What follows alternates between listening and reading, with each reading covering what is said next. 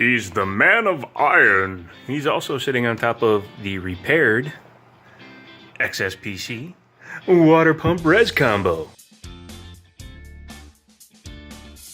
Hey guys, Joe here. Just wanted to add this to the beginning of this video.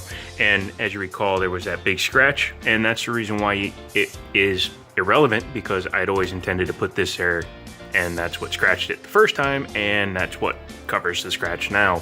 However, there is that scratch there, but you know, that's what Iron Man's for. Yeah, just been bleeding it for, you know, the last 7 hours, and there's still some air bubbles, so I need to move the system around to get rid of all the air bubbles, but it's gotten a lot quieter. Let's get on to the actual point of this video. This is actually the point of today's video, behind the camera here today.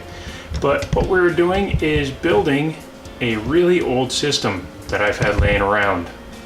In fact, it was really gross, and I've actually done a lot of cleaning. This is the motherboard, and it still needs a little bit of cleaning. You can see there's some dust on there that I've had in this old Dell pre-built case forever because I got it for free from a friend. However, the processor that was in here was no good because it was bouncing around. Now this one is also probably no good because I don't know if you can see it very well, especially when it's not in front of the camera. Yeah, I'm not expecting a whole lot from this processor. It's an original Athlon. I don't even know if it's like an X2. I think it's just a single core. But I was bored, and I had the processor and the motherboard and a bunch of parts laying around. So I was like, hey, why don't we throw something together? Now, parts in this build. I removed the original power supply. This one, in fact, because it's a piece of junk power supply. It is, it claims it's a 300 watt power supply, but let's face it, this thing is probably J-U-N-K, junk. Well, I might steal that. I might steal the fan for the rear case fan on there because I don't actually have a 90 mil. So that's probably coming out. But yeah, other than that, that power supply is Dunsky. I've upgraded it. My father used 8 gigs of RAM in another one of his builds, so he had 4 1 gig sticks, so it's got 4 gigs of RAM there. It does have PCIe, and I believe it's a 2.0, but probably just 1.0. But it should work for the 460 that's up there, and it does have SATA, so I can run this old hard drive, which is just plastic dipped. It actually has Windows 10 already loaded on it. For cooling, we're going to use a Cooler Master 212 Evo that I actually found the mounting hardware for, finally, and now I can mount it to this motherboard. So let's go ahead and set you over to the side, and we are going to throw this whole thing together. I've obviously gone through all the trouble of cleaning the components before we install them. First thing we need to do is install the cooler on the motherboard. So we will move a couple of items. I was originally going to water cool it with an H60, but I can't find my hardware for the base of the FM2 board, so oh well. Okay, here we are. We are done assembling it. It took about 25 minutes or so. Obviously, you didn't want to see all that film.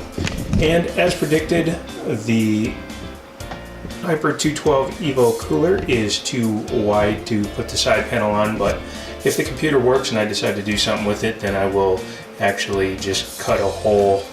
I'll put a vent hole in the side panel. As you can see, I have the GTX 460 out of Project Hamilton, and it is just sitting in there for testing purposes. And I'm just running a single hard drive. Next thing to do is to try to boot her up. Now let's see if she boots.